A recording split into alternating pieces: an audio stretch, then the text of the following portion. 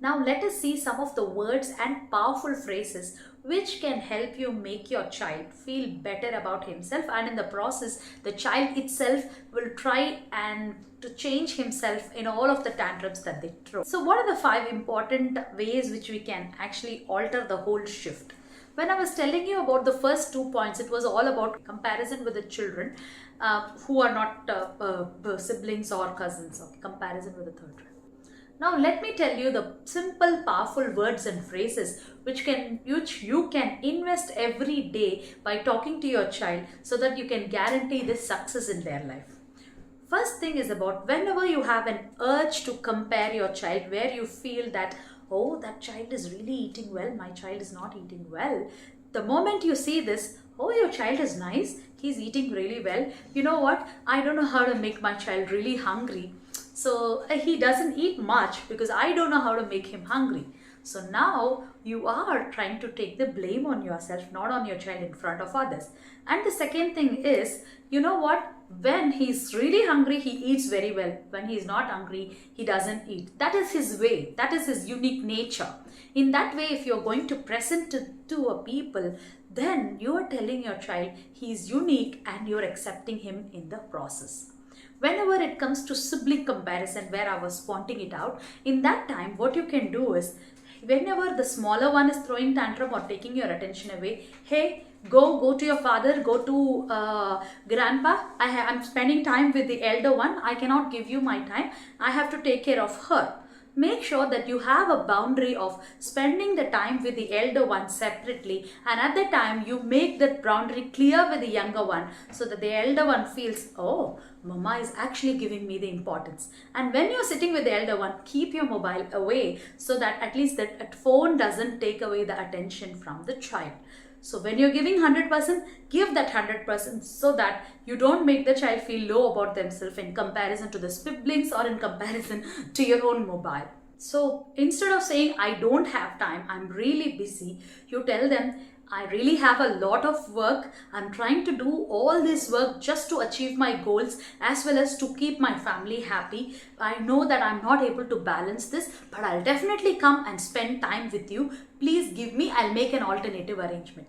Every time when you feel that you're not giving enough time to your child, don't blame the child, I don't have time, don't disturb me, don't tell them. It's you who don't have the time. So give a proper justification to the child that I have goals, or I want to keep my family happy. That is the reason I have to take this work, but I'll definitely spend time with you. Meanwhile, you can do the following things. If they don't listen, you can arrange for someone to take care of them. When nobody is there, then you have to go. Fourth one, as I was pointing out, like whenever the child is making mistake, don't start scolding them, especially when they are learning or when they are throwing a behavioral tantrum. Don't immediately jump into action of losing your anger and trying to burst out. Okay, they are throwing a tantrum on one side. To control that, you are throwing a higher level tantrum. There is no difference between you and the child. You are thinking, I can stop the tantrum by throwing more tantrum into it. Doesn't help. You are showing that behaving bad is actually appropriate. And your child can keep on repeating, I am throwing tantrum, mama is also throwing tantrum, what's the difference? So let's not do that. Instead, silence should be the desk factor, where you observe, pat the child, I understand emotionally what you're going through, I really want to help you, please cry out, and then we will see. It is very, it is really stressful in that condition when a child is throwing a screaming of tantrum, but most of the tantrum coming from the process where you keep yielding to their tantrums, help them repeat it again and again. You should not yield to the tantrum, where you should allow the tantrum to go to a highest peak level, saturate it. 1 or 2 times it will saturate. After that, whatever tantrum I throw, whatever tantrum I'm making in front of the adults, it doesn't work.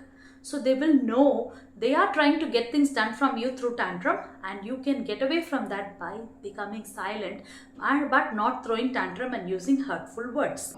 Instead of correcting the child whenever they mistakes, whether they're writing or reading or doing a math, help them try to identify their own mistakes and see that where the mistake is, help them to underline that in a different color, so that you can help them to watch through it again and they don't repeat.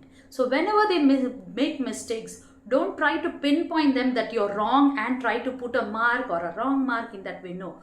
Take that same red pen or red sketch, give it to your child, make them underline, hey, I see there is a difference here from the book, what it is given from here. Underline it, ask the child, these are considered as mistake and these are not acceptable. So what you can do is keep it in mind. So next time you remember it and you don't repeat it. Some parents will keep telling he is making mistakes repeatedly. That means it's not a problem with the child. Whenever the child is making a mistake, you're reacting in such a way that the child actually forgets to identify his own mistake. If you want your child to correct the mistakes, help him identify their own mistakes, especially in the learning process. Hope this video helps you. So if you like it, you can click on the like button. If you want to share this video to someone else, you can share it and subscribe for more videos which can help you connect with your child. Thank you.